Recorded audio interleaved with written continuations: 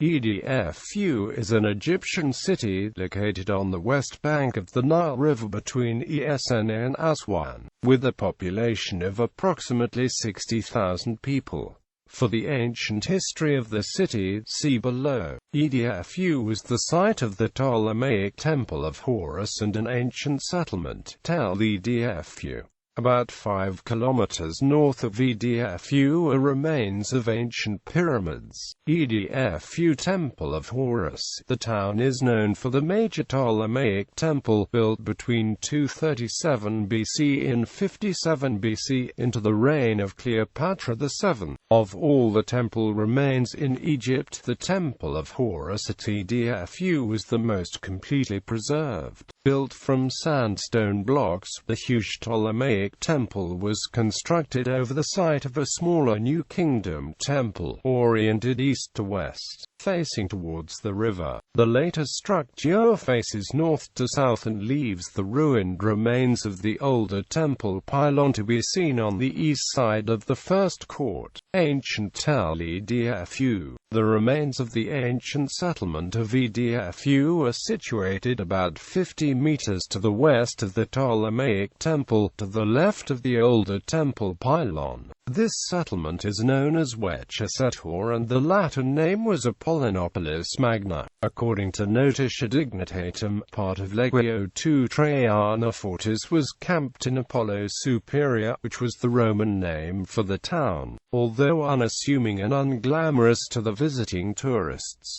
Edfu is a monument that contains evidence of more Egyptian history and is of more archaeological interest than the Ptolemaic Temple. Although major parts of the settlement show severe signs of erosion, cut away or have been exposed during sebac digging, enough is preserved to gain information from as far back as the pre-dynastic period. The remains of the settlement provides an insight into the development of Edfu as a provincial town from the end of the Old Kingdom until the Byzantine period. The settlement at Edfu was the capital of the Second Upper Egypt nome, and played an important role within the region. The oldest part of the town, which can be dated to the late Old Kingdom, lies on the eastern part of the Tel, not far from the Ptolemaic Temple. There is evidence that the town flourished during the First Intermediate period, when it expanded extensively to the west. Interestingly, it is one of few settlements in southern Egypt that throve when it seems that the north, especially around the delta, was in economic decline. Today, the ancient mound of Tel Edfu was preserved in some areas up to 20 meters high and contains complete archaeological sequences of occupation dating to the Old Kingdom until the Greco-Roman period. More than 3,000 years of history, therefore providing ideal conditions to study the development of a provincial town. A central part of the site was explored by Henry Henn from the Institute for Egyptology in Lille in 1921 and 1922. His team identified the remains of a small sanctuary from the later Ptolemaic period, possibly the Osiris Chapel built by Samtekai. Henn was followed by Octave Guéraud in 1928, then by Maurice Alliot in 1931, who each explored and excavated different aspects of the settlement. Remains. The top layers of the settlement, containing the Byzantine, Roman and Ptolemaic remains and the Old and Middle Kingdom cemetery at the southern western corner, were recorded by a Franco-Polish mission in 1937–39, directed by Bibria, Jamin Tufel and Kazimierz Michalowski, and 3 elaborate reports on the archaeology of Tel Edfu were published. Unfortunately, since mid-1939 no new detailed discoveries or thorough research has been completed at the Tel, except for recent work done by Barry Kemp for the University of Cambridge. Since 2001, the Tel-Edfu project has been directed by Nadine Mola. The current work focuses on the eastern part of the site. So far, the administrative center of the ancient town has been discovered with remains of a columned hall dating to the late Middle Kingdom, as well as a large granary courtyard that functioned as a grain reserve for this provincial capital.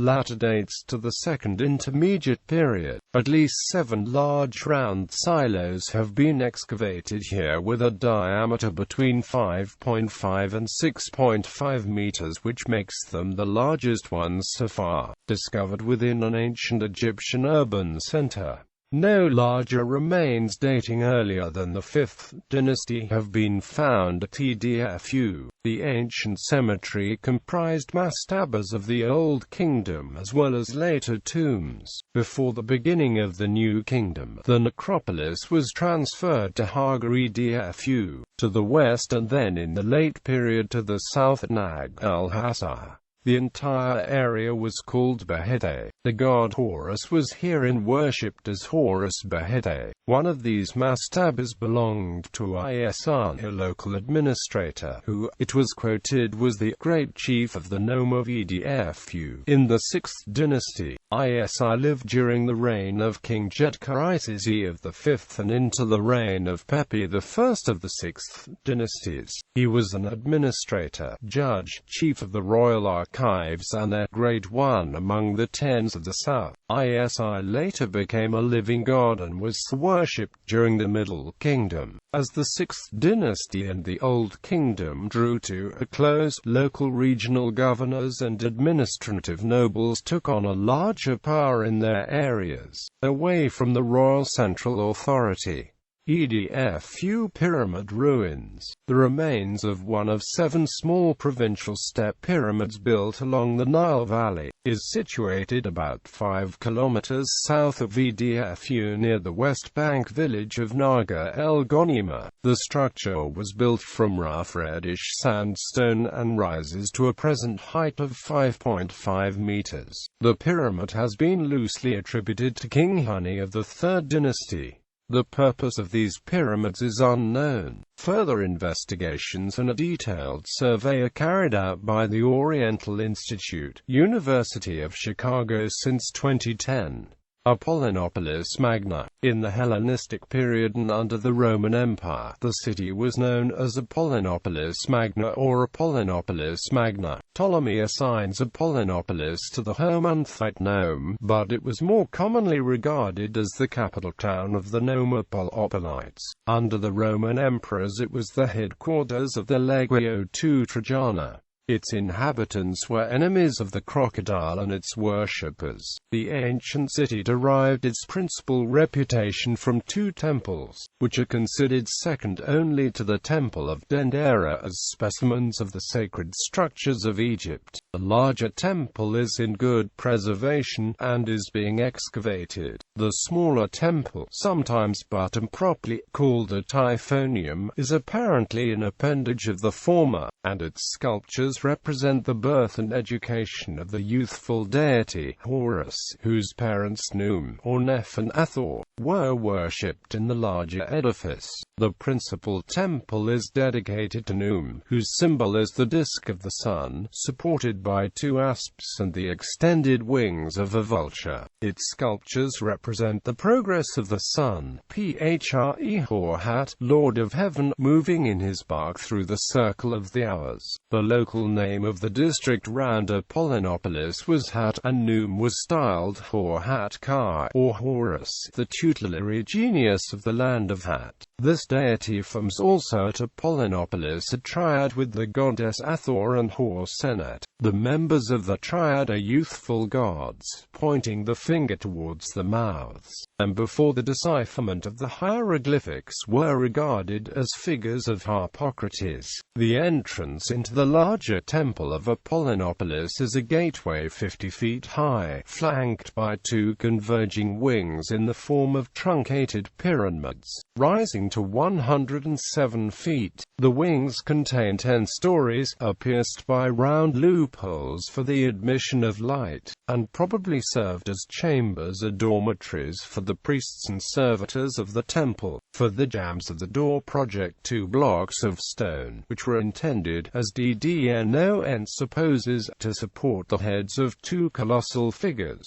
This propylaeon leads into a large square, surrounded by a colonnade roofed with squared granite, and on the opposite side is a pronaos portico, 53 feet in height, and having a triple row of columns, 6 in each row, with variously and gracefully foliaged capitals. The temple is 145 feet wide, and 424 feet long from the entrance to the opposite end. Every part of the walls is covered with hieroglyphics, and the main court ascends gradually to the pronaos by broad steps. The whole area of the building was surrounded by a wall 20 feet high, of great thickness. Like so many of the Egyptian temples, that of Apollinopolis was capable of being employed as a fortress. It stood about a third of a mile from the river. The sculptures, although carefully and indeed beautifully executed, are of the Ptolemaic era, the earliest portion of the temple having been erected by Ptolemy VI Philometor in 181 BC. Apollinopolis Magna became a Christian bishopric of Suffragan of the Metropolitan See of Ptolemy, the capital of the Roman province of the Bay Secunda. Papyrus documents recount the names of perhaps 5 of its bishops. No longer a residential bishopric, Apollinopolis Magna is today listed by the Catholic Church as a titular see. Climate. Köppen-Geiger climate classification system classifies its climate as hot desert.